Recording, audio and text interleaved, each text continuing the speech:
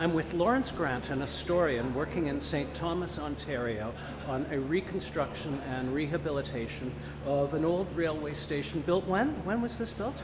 Between 1871 and 1873. And it was an American railroad, wasn't it? Yeah, called the Canada Southern, but it was still an American railroad. Why did they run across the top of the lake? It saved time, because rather than go down the big dip below Lake Erie, it saved time to go directly through southwestern Ontario. And what years were those?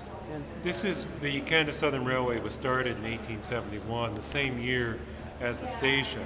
So the track was being laid through southwestern Ontario from Niagara Falls to, it was actually Amherstburg originally, later Windsor. I guess they didn't have the kind of border security that they have now.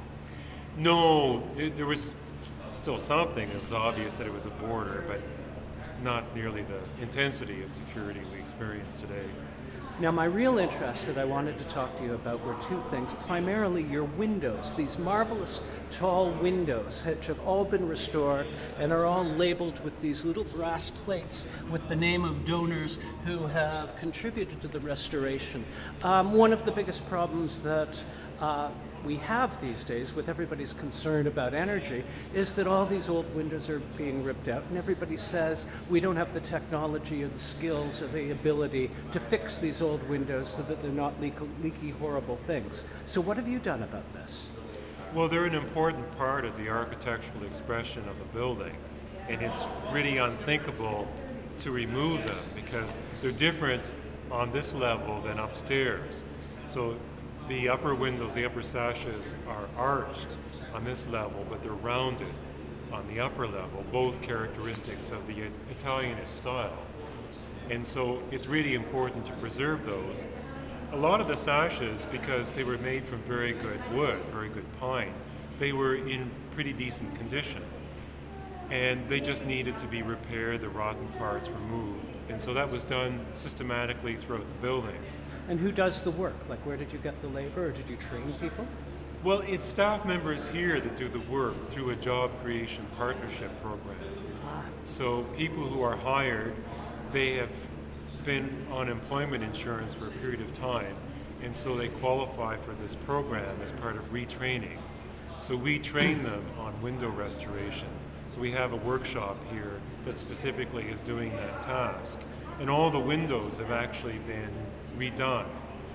And what we're doing now, the next phase of it, some people have been hired specifically to assist with the restoration of windows in the Petrolia, I think it's the old post office in Petrolia. So you're actually exporting the skill from St. Thomas to Petrolia now?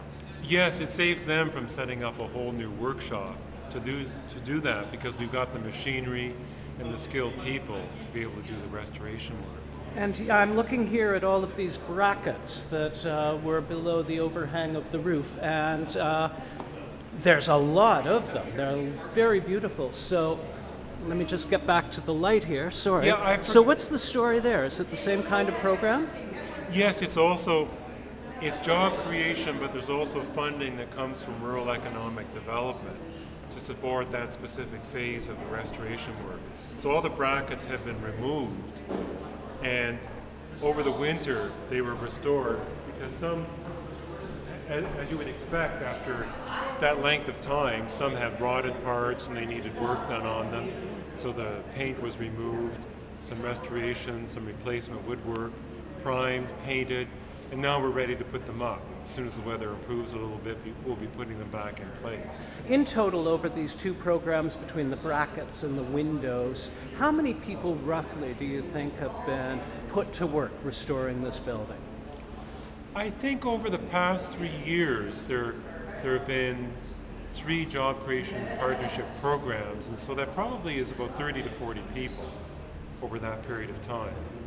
Thank you very much. Much longer than I normally go. Come on, stop.